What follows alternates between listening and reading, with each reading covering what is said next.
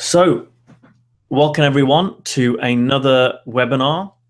This one, again, like previous months, I'm going to be coaching two people who are members of the Powerful Men's Group live online. This month, I am joined by Marco and Shyaam. Thanks for joining us both.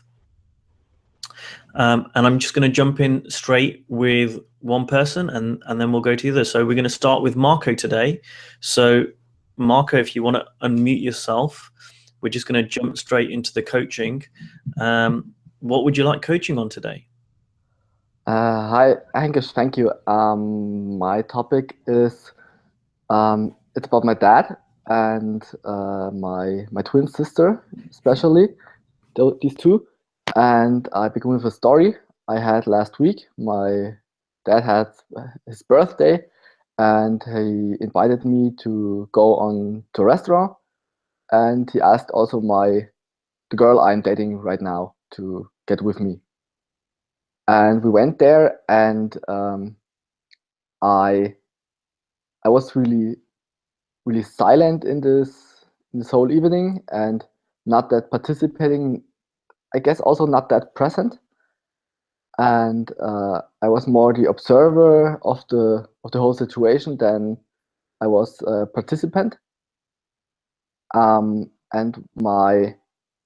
this girl I'm dating, she talked to me afterwards, and she said that I'm really different when I'm with my dad and with my sister, especially with my dad. When in terms of I'm silent and I'm kind of subduing myself and be a whole different person than when I'm only with her.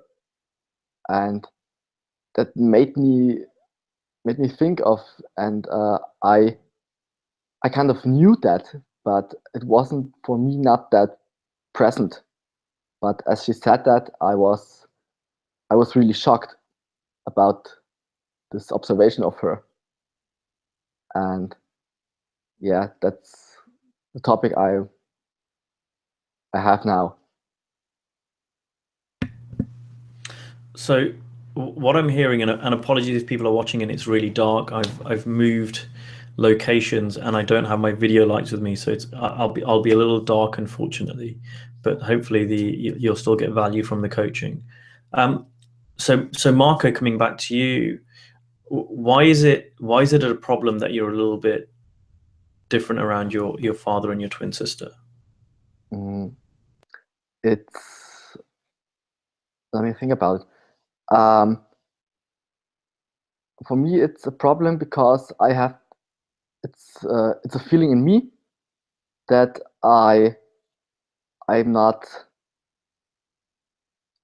uh, as they can tell me whatever they think so they're higher than me. That's maybe my perception, and that they can tell everything to me and running around or just yeah, kind of bullying myself, but from a like their authorities, and I'm nothing compared to them.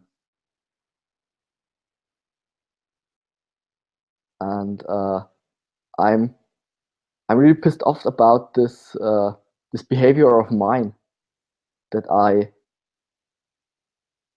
can't compete with them, that I'm kind of the yeah, under them, and that I can't yeah. So this might sound like a strange question, but why is that a problem? Why is it a problem that you feel like you're under them and you can't compete with them? Why is that an issue? Mhm.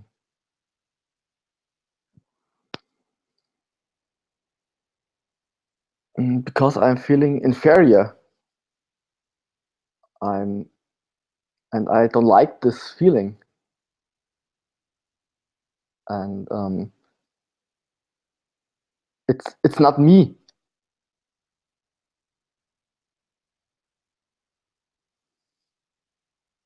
Mm,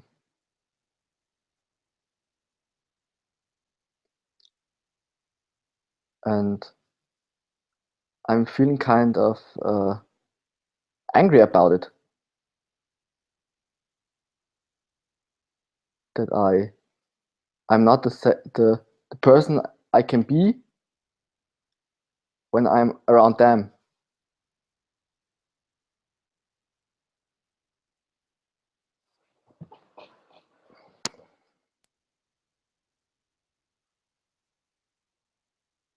Sorry, Ankesh?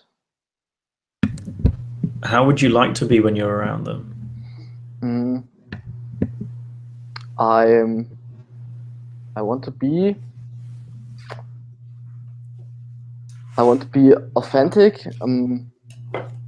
Kind of more of an open person to to yeah, don't need this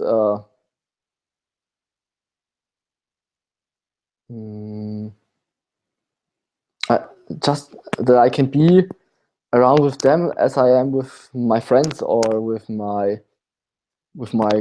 girl right now. That I'm just open. I'm sharing stories. Uh, yeah, I'm open. I'm all humor and um, I'm just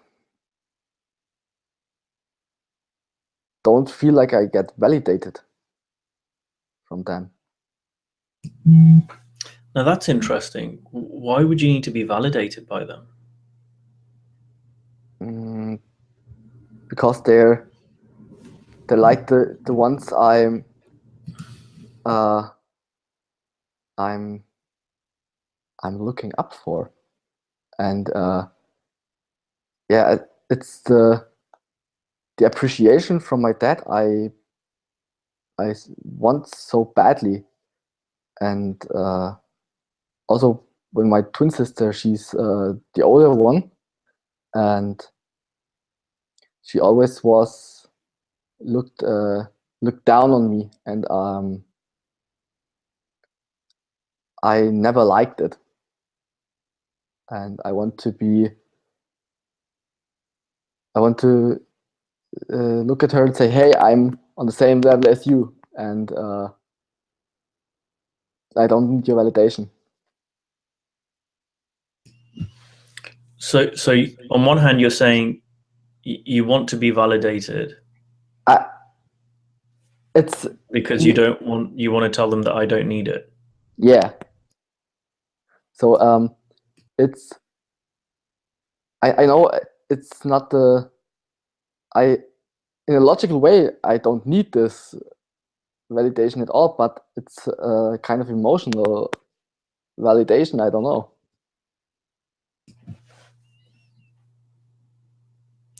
Are you able to validate others? Yeah. How do you validate someone? Um,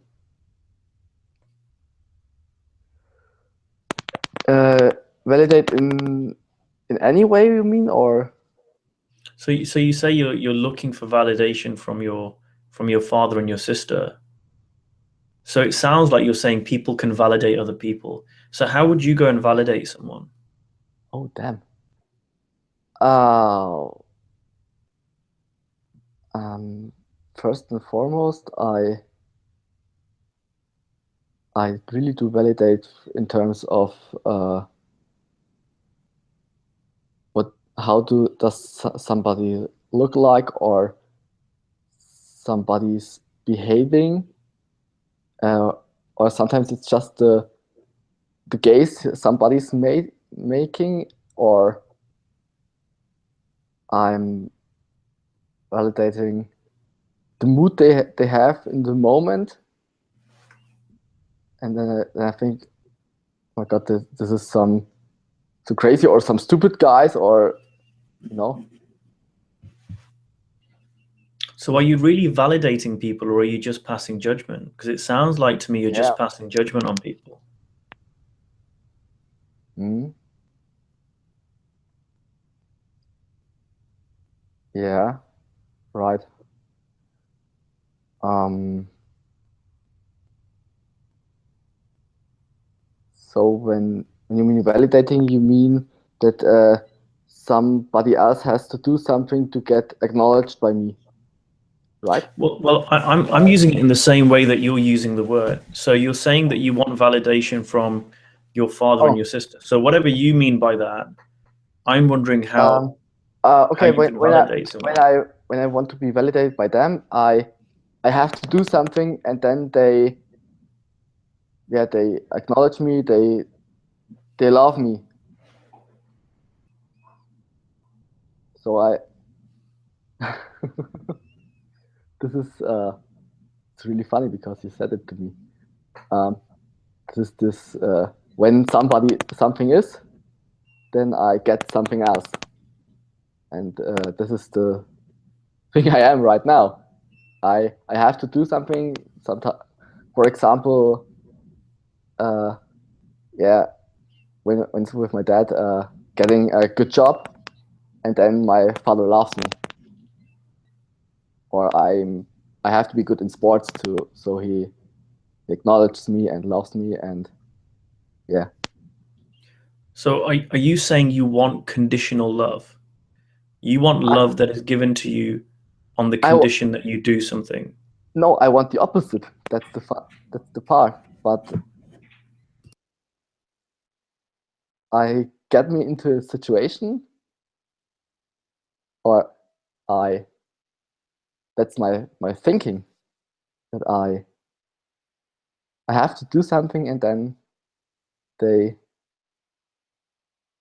they acknowledge me. This is weird.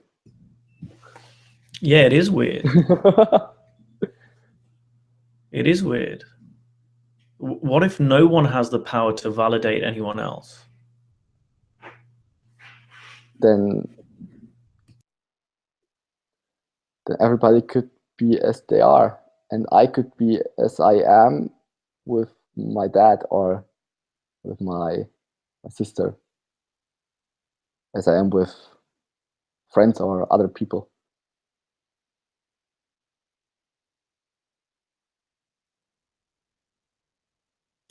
Would you like that? Of course, I would love that.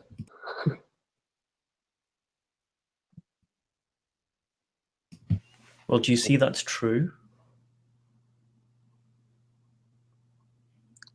You mean it's true that I don't need validation?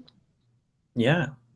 I mean, your parents, your friends, your family, they can show appreciation, they can show love, they can show disgust, they can they can do whatever they want, but that's got nothing to do with you. And you say you want to be seen as an equal, but looking for validation automatically is putting you in a place where you're not equal to them. I I have to see myself as equal, and I don't see myself as that. That's interesting. I never thought about it like that.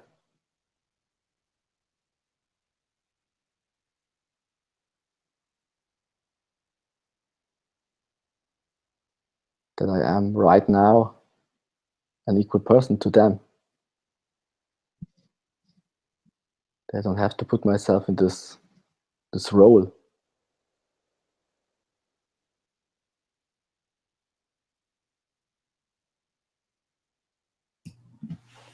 The only person that's keeping you lower than them is you.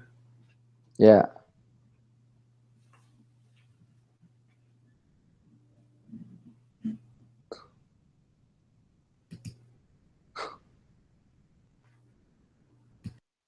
this is really good.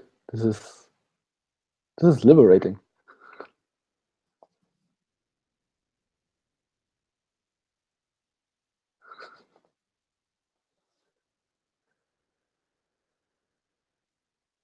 Then I don't have to be, yeah, not that silent little guy.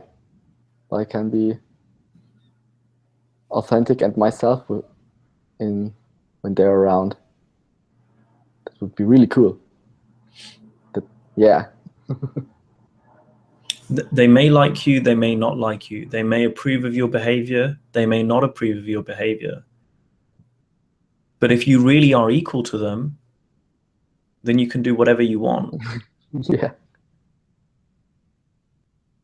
But it's when you don't think you're equal to them, you're looking for their approval, you're looking for their validation, that you're automatically putting yourself lower down to them. And that's what's causing you to feel insecure. That's what's causing you not to feel like you can be yourself around them. This is a problem of your own making. Do you see that? Now I see it more clearly, yeah. It was kind of strange because I came up with it kind of myself with your questions.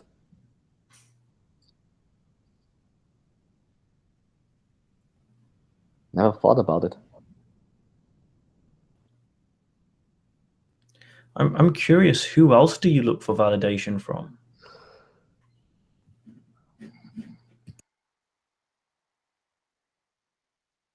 From I know that I look for validation from girls where I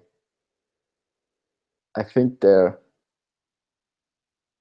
kind of out of my league. So I think they're really beautiful, and I gave them all the credits. And uh, there I have this thinking of I have to impress her. I have to, yeah, to impress her is the right word. Um, where do I have it elsewhere? Um, I I see this kind of thing in my job with my project lead, where I have to show them that I'm good enough for the job, so that I get appreciation. Mm,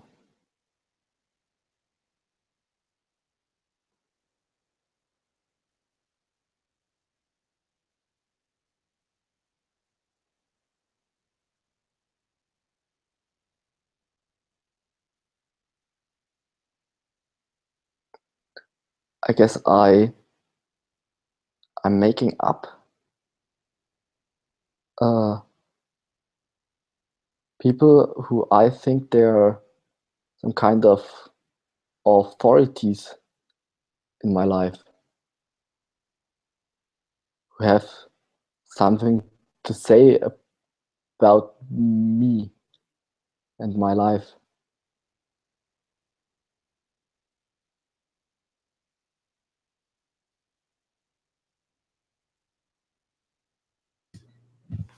Do you see in every single one of those situations how that is keeping you small? Whether it's with women, whether it's with your colleagues, whether it's with your friends, anyone that you consider an authority or anyone that you consider superior in some way to you, that's keeping you smaller than you are by the very nature of seeing them in that way. I can see it, and I'm I'm cursing myself sometimes when I'm feeling that I'm shrinking in myself and feeling small, and yeah, I can feel that in these moments. And then I wished I would just shouting out I don't know what's in my mind. Depends on the situation.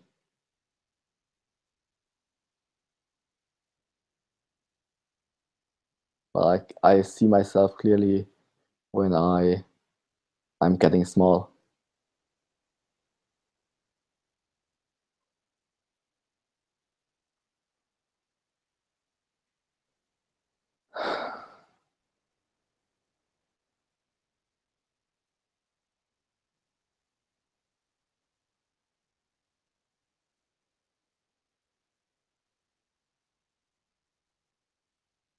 And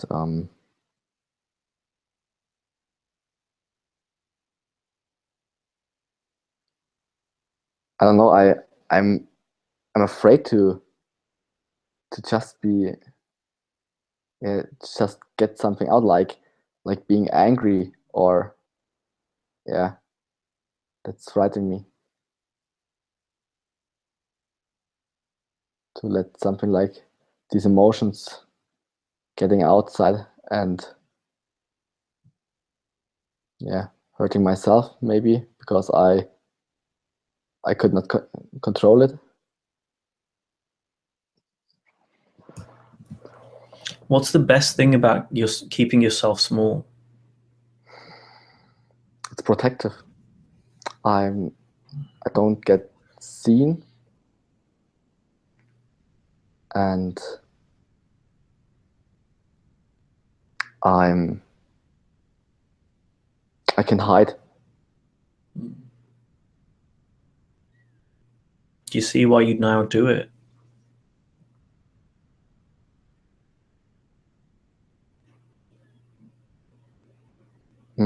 Can you repeat it again? This question, I said, do you see now why you keep yourself small?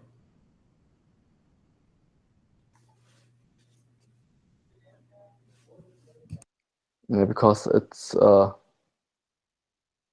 want to protect myself from these emotions and from the thoughts that can arise and the pain can arise. And is it possible you don't realize how powerful you are? You don't realize what you're able to handle.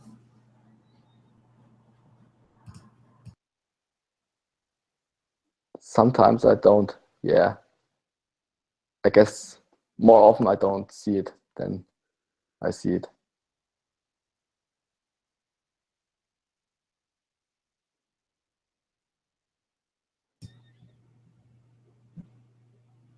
I guess it's easier to be small than to be great.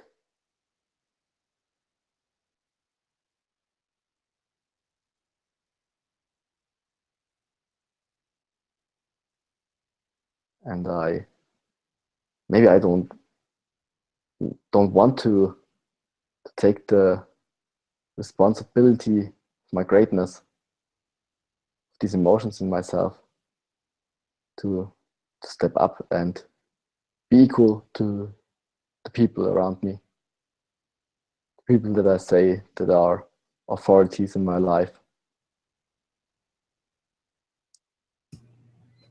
What would happen if you did?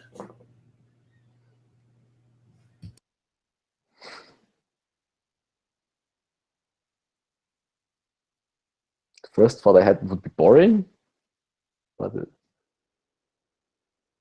I don't know why. Strange.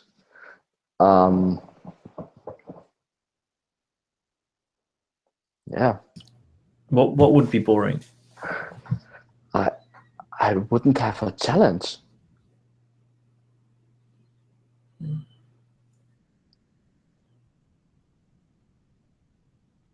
What kind of challenge? You have the challenge of wanting people to approve of you. Yeah.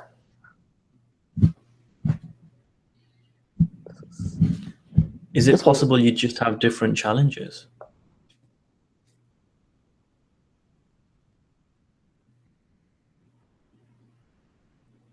That would be the case. And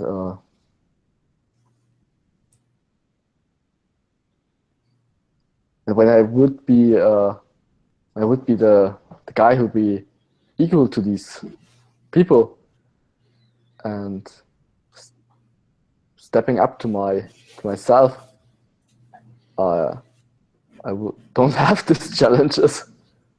it would be all would be fine. So I'm making up something to get. This is so crazy. This is really crazy. I make something up to feel myself bad, just to get to a good state. Though couldn't be in a I could be in a good state if I just let go of these problems or challenges or being inferior to others. Damn. Thank you, you surprised me. I surprised myself.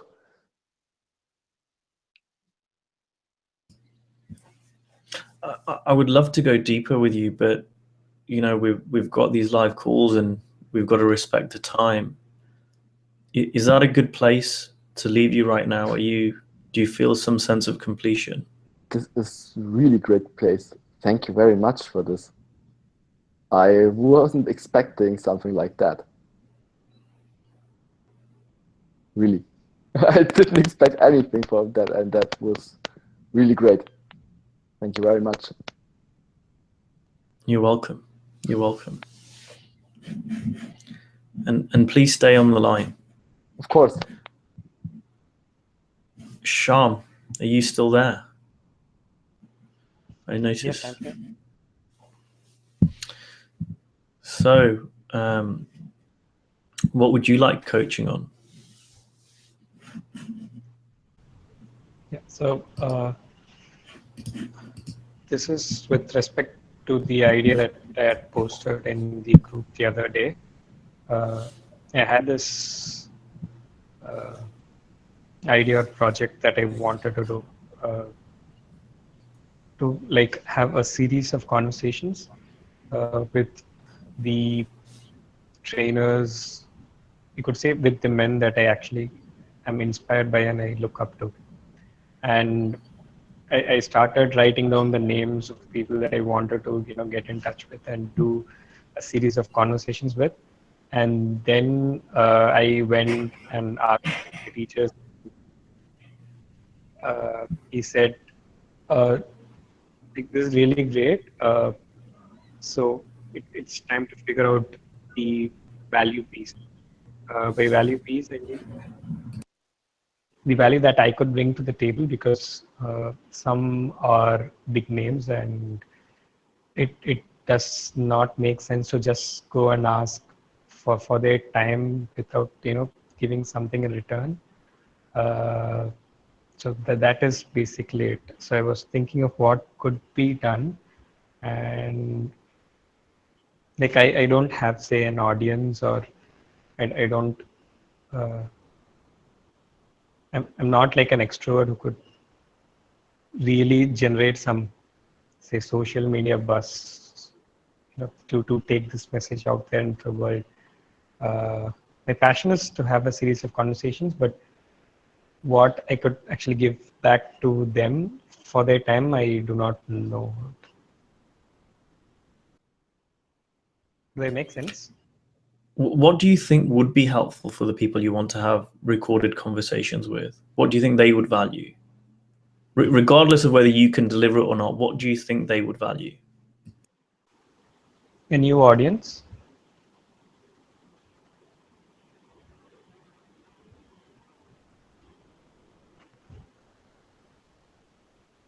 You could say reach to a new audience. That is what I could think of.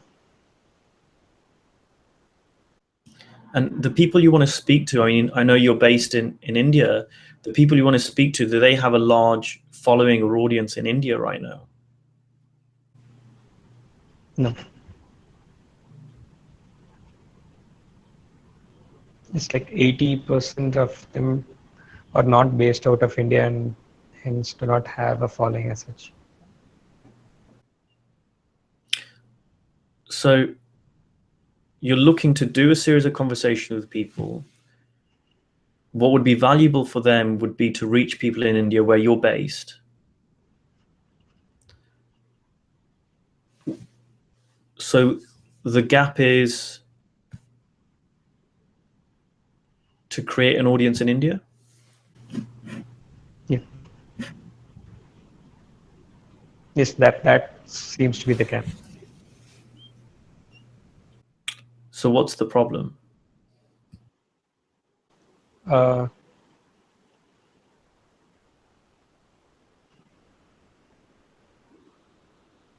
this is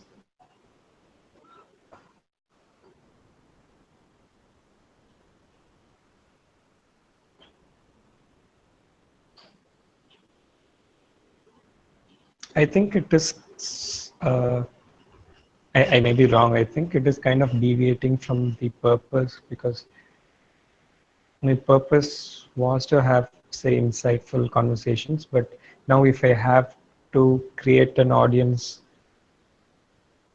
it is like creating an audience for the sake of creating an audience. Do I make sense? Well, do you think there might be other people who would value listening to those insightful conversations? Yes. So if you create an audience of people who would value listening to those insightful conversations, is that creating an audience for the sake of creating an audience, or is that creating something of value for people? It's creating something of value for people. And is it possible that the audience is adding more value? So rather than doing something, it sounds like you see it as an aside, like I want to create these insightful conversations with people, have these meaningful conversations. I want to record them, and oh, now I've got to create an audience in order to make that happen, which you see as an additional thing. But is it possible that could be actually a beneficial thing, and the audience could add to the conversation? It's very possible. Uh, the only thing that comes to my mind is the number of people. I know that is like the second, I guess, the next step of the conversation. What do you mean by the number of people? Say, if I have an audience of 5 of my friends or people who really find value, then the number of people per se is very less, I guess. So the way I'm thinking is, say, having at least 100 people who really think that they would find value in listening to something like this, would actually be beneficial rather than having very less number of people.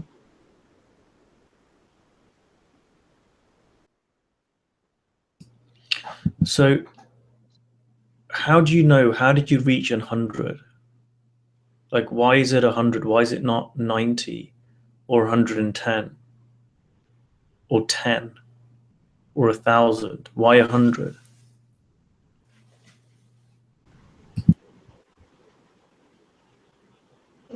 I guess 100 is a worthwhile number of people to reach to share a message. I know According that to who? that's just according to me. Which you made up. Yeah, I think I could, maybe when I'm reaching, or I say I'm reaching out to 100 people, maybe it's just a thing in my mind for pitching, I guess. And when you grow, like, let's say you recorded these conversations, let's say you released it as a podcast, do you think your audience would stay static? Do you think if you got 100 people, it will stay at 100 people? If you got 10, would it stay at 10? No, it would increase or decrease. So it's not a static thing. Right. So if someone recorded a conversation with you and you had a very small audience, is it possible that, say, a year down the line, you could have grown the audience by 10 times or 20 times or even 5 times, that they would still get value a year down the line because you're growing the audience? It's possible, yeah.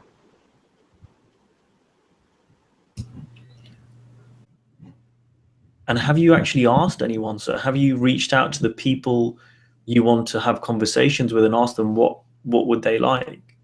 Or would they be open to having conversations with you regardless of the fact you don't have an audience yet?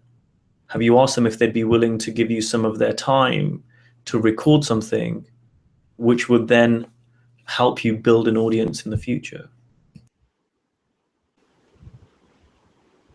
I've reached out to a couple and one was fine with sharing time. The conversation, it did not even go to having an audience or not. So 50% of the people you've talked to don't even care about how big your audience is. Is that what you're saying? Yeah, but I reached only to 2, so I'm not sure of the remaining. So this might be a radical idea. Do you want to reach out to a few more people? Yeah, I was just waiting to put things in place in my head and then reach out to say, like when I sent a mail, I thought I could have a really good plan as to what they could actually expect as valuable out of this, which is again in my head because I'm not really sure what they would see as a thing of value. So yeah. See, it sounds like to me you're in a stage of you want to do something new. You don't really know what the outcome looks like. It sounds like it's evolving. And instead of going and talking to people who can help you evolve that plan, you're just keeping it in your head.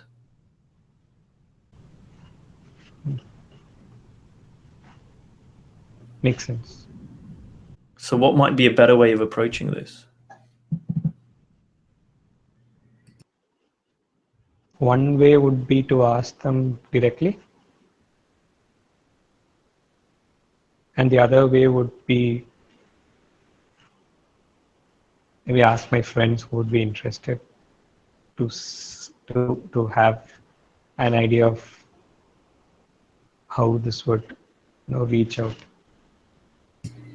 Yeah, that makes sense to me. Speak to people that you want to interview and see what they want and whether they'd be willing to help you. And then go and speak to people who would be the start of your audience and see what do they want, what would they like to hear conversations about.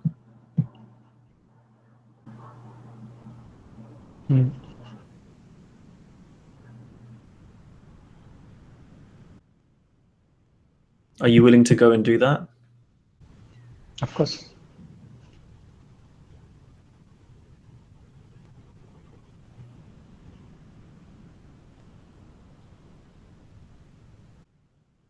Is there anything else you need from me? It sounds pretty simple.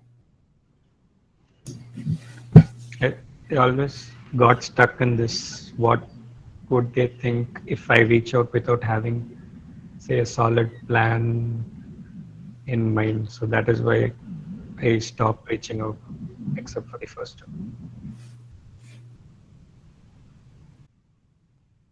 And yet you say to me you don't even know whether you need a solid plan to reach out.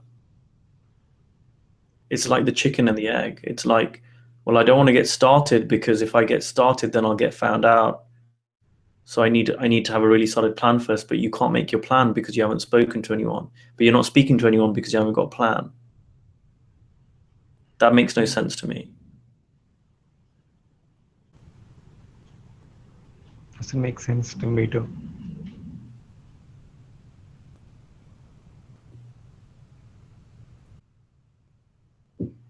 See, I started a podcast 2 years ago and I had no plan. And I had a rough plan in my head. It was not written down. It wasn't polished. It was, I want to go and interview a bunch of people. And after 2 episodes, I changed it. And it evolved and it grew and it changed again. Okay, so it looks simple again, as you say. So I think the to reach out and start asking them what do they think of it? Because that is the truth anyway, because I do not have, say, a solid plan or an audience. So it is, I guess, better to be honest and genuine about what I want. Yeah, I found people, not always, but I tend to find people are very helpful to other people who are doing, you know, if you want to go and talk to successful people, they can, and you know, this is a generalization, but I found they can be quite helpful to you if you're keen and you just rock up with a genuine desire to do something. And I'm guessing the biggest way you're going to learn is by going and doing it and speaking to people.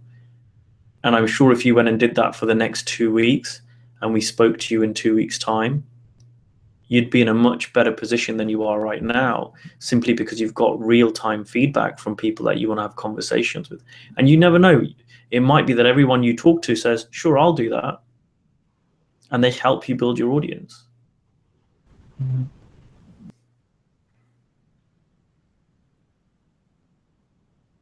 Is there anything else that's stopping you, or do you just need to go and have those conversations?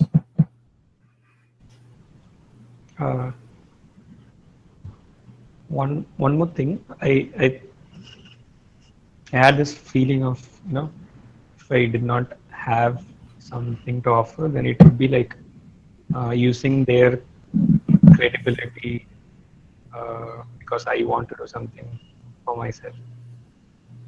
You're worried about not having credibility? I'm not worried about not having credibility. I'm worried about using their credibility for my own purpose. Why? Because I guess that's not fair. Are you going to take gunmen to their house to force them to have conversations with you? No. Are you going to use any kind of force for them to have conversations with you? No. Are these people you respect? Of course. Do you trust their judgment? Yeah. So why not trust their judgment and allow them to make up their own mind about whether to have a conversation with you or not? Okay, so that sounds good. I did not want to be perceived as someone who just comes for the sake of his own fulfillment of a desire. That's how I guess I thought about it.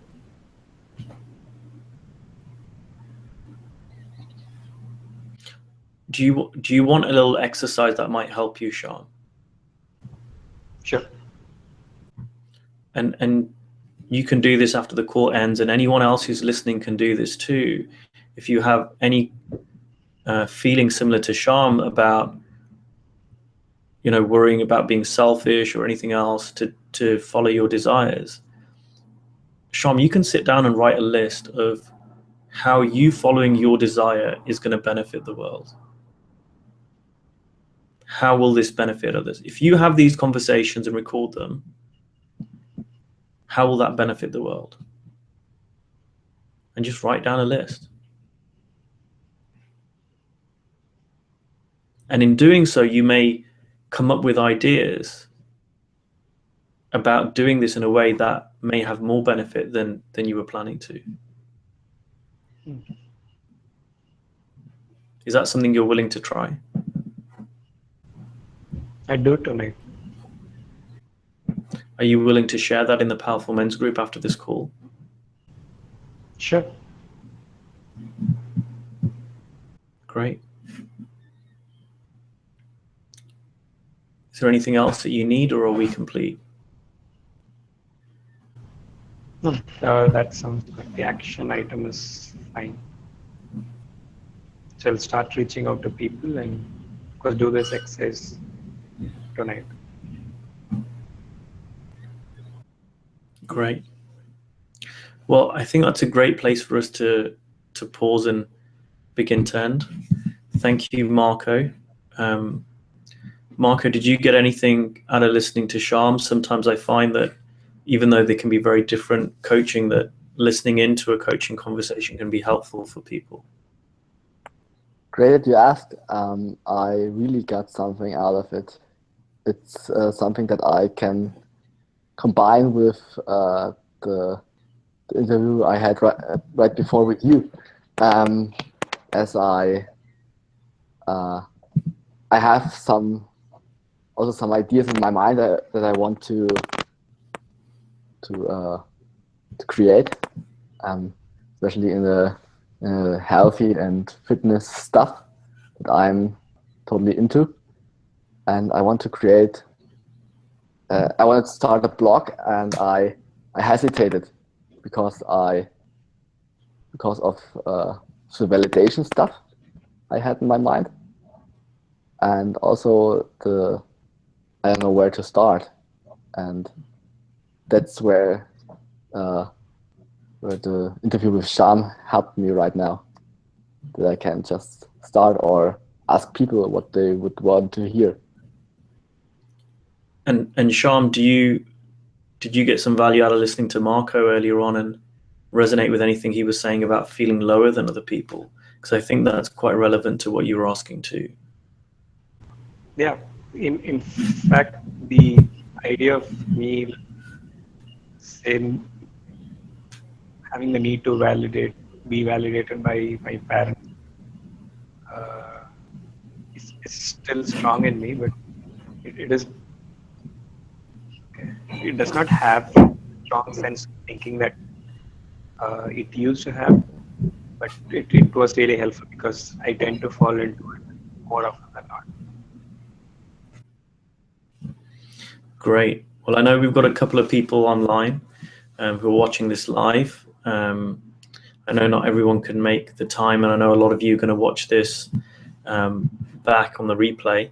So if you've got any questions, any thoughts, if you're live, you can share it with us now, or if you can get onto the chat function. If you're not live, then please share it online in the Powerful Men's group and let us know any comments, thoughts, feedback, questions. It's great to hear them. And this is just a really great little fun thing that I do for the Powerful Men's group. Obviously, this isn't the same as regular in-depth coaching. We just do a surface level, but I'm hopeful that it's of real value to people. I get really good feedback on these. And so if people want to know more about coaching, if they want to get in contact with me, then you can contact me through my website, which is www.uncasjane.co.uk. There's a contact me page there where you can get in touch. And I do a lot of coaching, and I do groups for men too. So thanks, Marco. Thanks, Shyaam. Thanks, everyone, for joining us live today. And I will see everyone in November. Take care. Thank you. Bye. Thank you. Bye.